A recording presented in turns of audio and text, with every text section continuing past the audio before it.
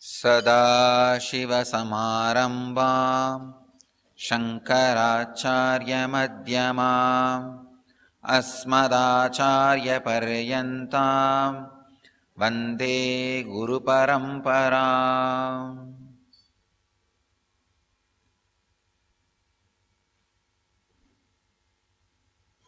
I welcome you all with my love and respects.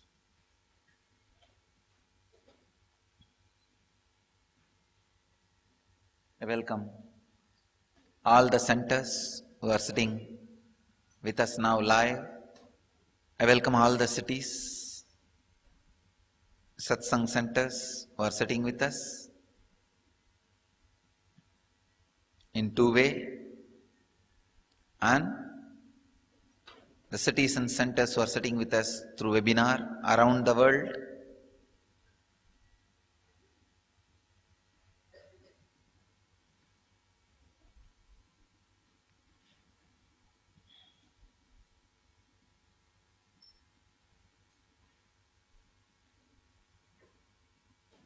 Today's subject for the satsang: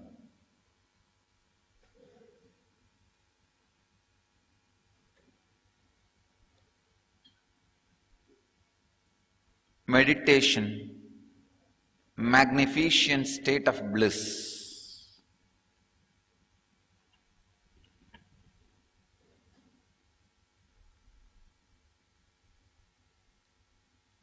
As I said, I am speaking on Vibhudipada, third chapter. Today's third chapter, second verse, and 108th sutra of Patanjali's Yoga Sutras.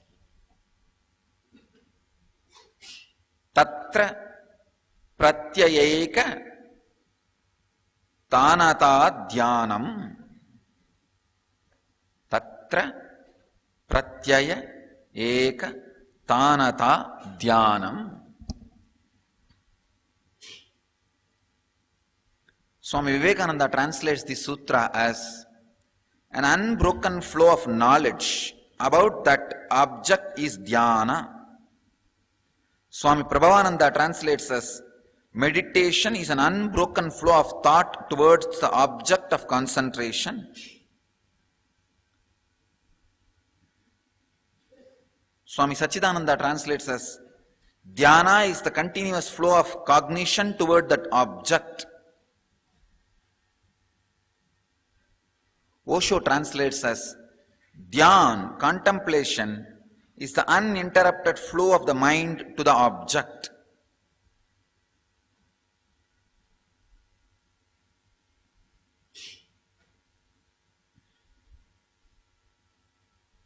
I'll translate this word dhyan as raising the frequency to the certain level, the object on which the meditation is happening and the object which is meditating, both of them lose their boundary and becoming one with each other. This is what I will call as dhyana.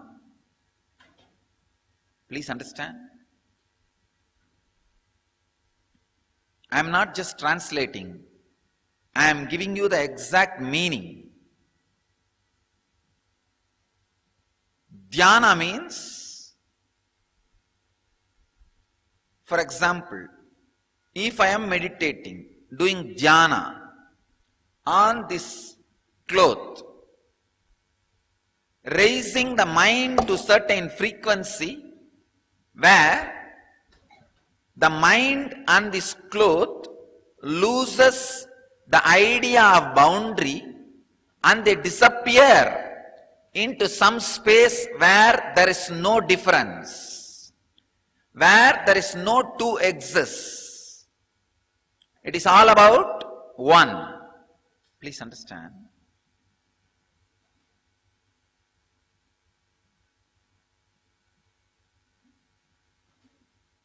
If you translate dhyana in a very ordinary way, like a flow of the mind towards the object in uninterrupted way and all that, this almost, you can come to the conclusion, if your mind uninterrupted way flows towards this kerchief, it is meditating on this kerchief, this cloth. No. Then, you can meditate on anything, but that will not lead to enlightenment. Please understand, you becoming intensely concentrated on the kerchief is not going to lead you to enlightenment. That is not going to lead you to enlightenment. Then what is the use of meditating on this kerchief? You need to know the exact meaning of the meditation. The word dhyana means raising your frequency, the mind's frequency, to certain level where you, means the mind, and the object on which the meditation is being done, both of them lose its boundary and become one. Means all oneness is enlightenment. Please understand. If you meditate on this kerchief, the mind loses the boundary and becomes kerchief. That is not dhyana. Kerchief and mind both should lose their boundaries and become one. That oneness is what I call dhyana. Please understand, it is one of the important sacred secret. Unfortunately, all orthodox translations have missed it. If you have read orthodox many translations, you will understand what I am saying. When you use the word mind flowing uninterrupted way towards an object is dhyana, what you will make out? You will think, oh, if my mind flows uninterrupted way towards this kerchief, it is dhyana. No, it is not. Dhyana is a state where your mind and the object on which you are meditating, both of them lose their boundary. That is the space where you can experience enlightenment. Even if one thing, either the mind or the object, if any one retain their boundary, samadhi, enlightenment cannot happen. If both of them lose the boundary, whatever may be the object on which you are meditating, you are enlightened. I will give you the difference between the so-called orthodox understanding of dhyana and what I am revealing, the sacred secret as dhyana. There is a story in the traditional literatures of Hinduism.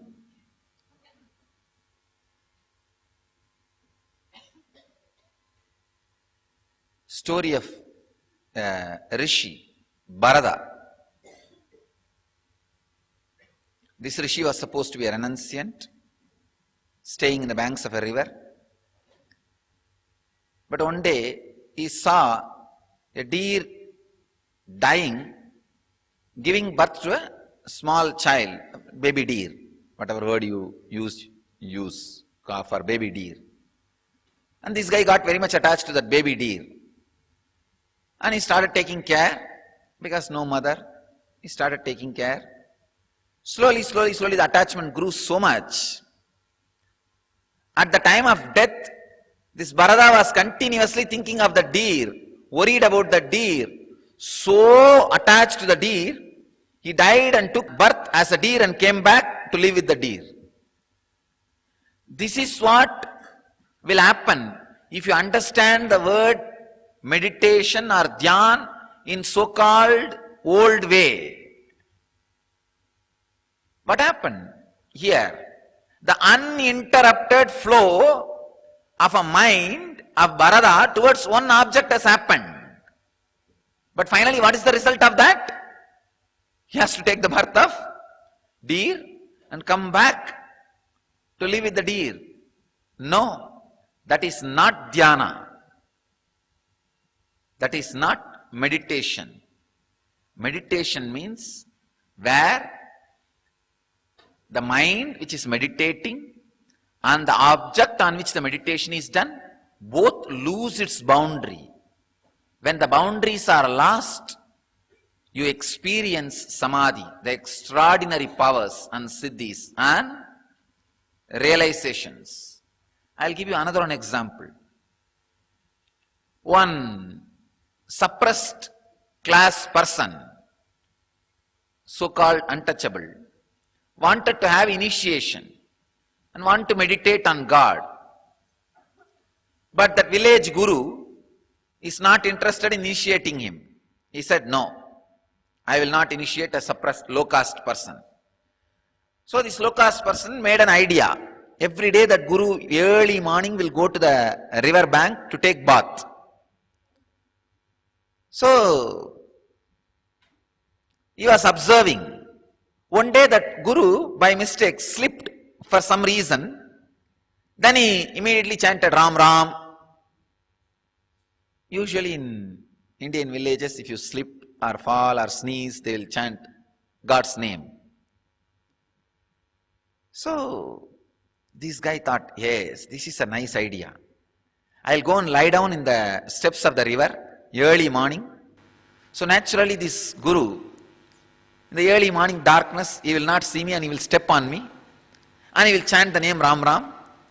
So I'll take his feet touching my head as an initiation and word he utters as a mantra. So he goes and lies down with this plan. But naturally that guru is not an enlightened guy. He did not chant that Ram Ram last time with awareness. So many people were around him, so he chanted Ram Ram. Now early morning, darkness, nobody is there. He was all alone coming to the river to take bath. Plan almost worked out. That guy really put the foot on this low caste person's head, slipped, but unconsciously he shouted, "Buffalo! You buffalo, what are you doing here?" He shouted. So anyhow, the disciple cannot say, no, please change the word and give me the Ram name, Ram Ram. No. The disciple was a courageous guy, intelligent guy. He decided, I'll take his feet touching my head as initiation and the word he uttered, buffalo, as the mantra. And he sits with the courage and intelligence and confidence,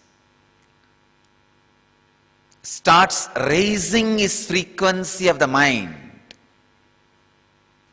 towards the object buffalo. Please understand, it is not uninterrupted flow of the mind.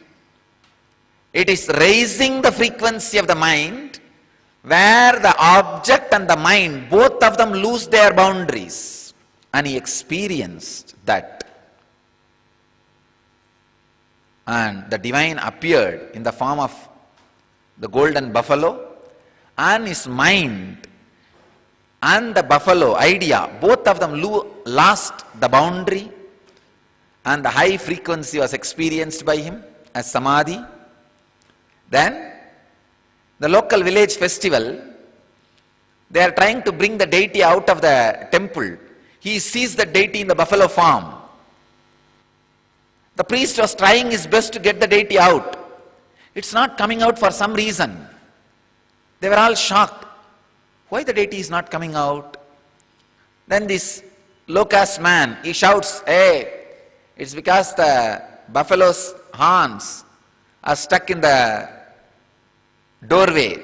Little lower it." He goes and lowers it and immediately deity comes out. Means, please understand, the power of object and the mind losing its boundary and vibrating in same frequency. It's a subtle difference, but an important difference. Please understand, subtle but an important difference. This is a very important truth. This is the sacred secret hidden in the sutra, which needs to be revealed. In every sutra, the sacred secrets are hidden. Understand? Dhyana is not just your mind flowing uninterrupted way towards an object. No. Dhyana is raising your frequency of the mind to certain level where your mind and the object on which your mind is meditating, both of them lose their boundary and merge into the oneness. If the oneness is not the base,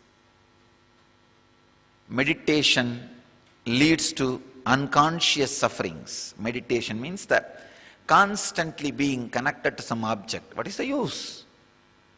No. That's no way going to help you. That is not going to help you. So,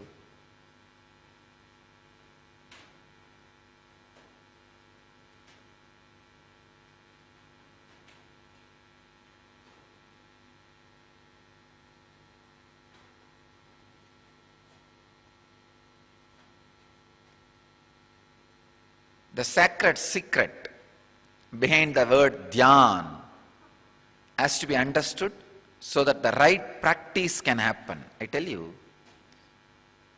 right understanding of the country law is important to run the country.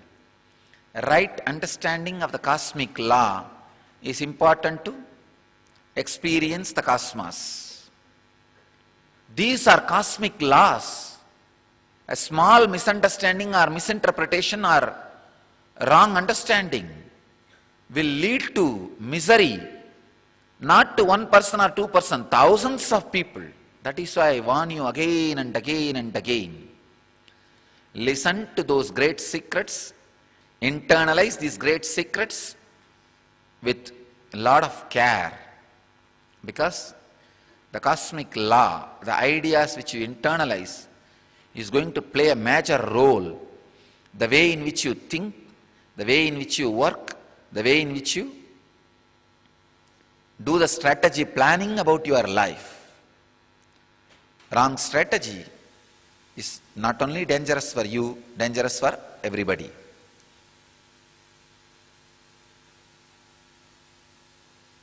Let us enter into the technical terms of this sutra.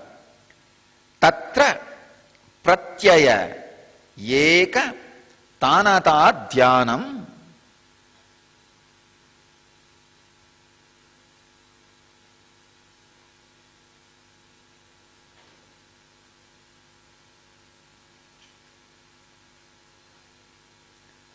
pratyaya.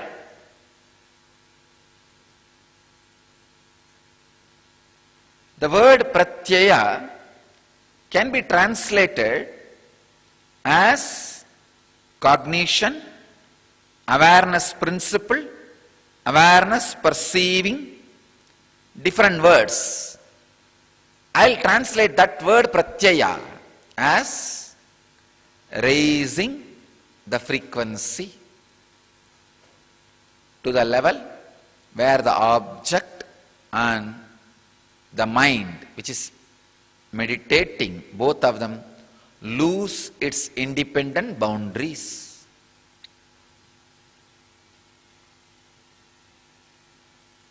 Please understand. If you think dhyana is concentrating on one object, you will get into a lot of disturbances, lot of problems. Many of the Western psychotherapists who started working on the inner space consciousness, including this positive thinking and all, got into a lot of problems. I have seen these people who teach positive thinking, stop worrying, start living, this kind of ideas. And if you see their personal life, they are filled with depression, because now they have one more worry, how to stop worrying.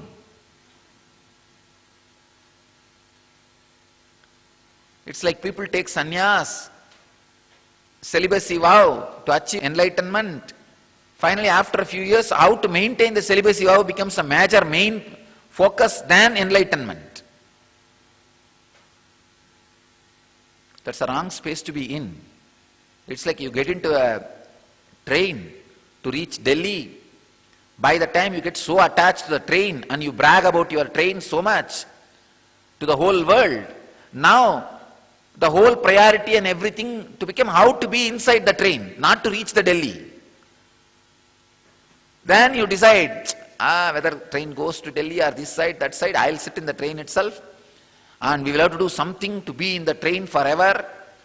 Because to the whole world I declared and claimed this is my train and all these things. Now you yourself will fix somebody to stop the train and break the railway track so that the train does not reach Delhi. You are there in the train all the time. This is what I call perversion. Please understand.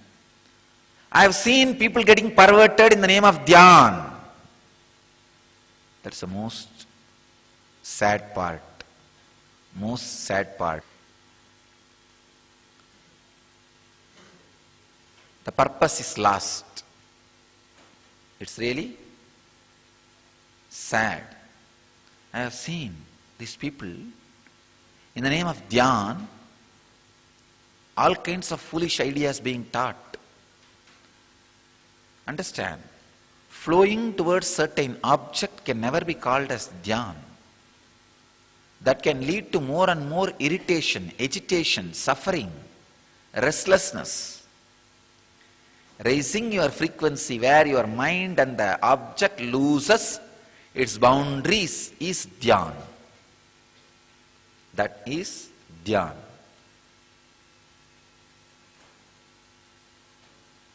Where you have intense joy and peace, bliss. Normally, if you meditate, if you concentrate on just some object, what will happen? Your mind will become that object, maybe maximum. But your mind is not created out of that object. So even if your mind becomes that object, it will not have peace. It will not be contented. For example, if my mind, even if it concentrates on this kerchief and becomes this kerchief, it's not going to feel homely, it's not going to feel settled, it's not going to feel the moksha, because my mind is not created out of this kerchief. So when will my mind feel the moksha, samadhi, homely? Samadhi means becoming the origin. Sama, adi. Adi means the origin, source. Sama means becoming that. When will that happen to me? If I raise my mind to a certain frequency where not only my mind loses its boundary, the kerchief, the object also loses its boundary. That is where the sama adi happens. I'll feel homely, settled. Means the mind has returned to the origin or the source from which it came out or created.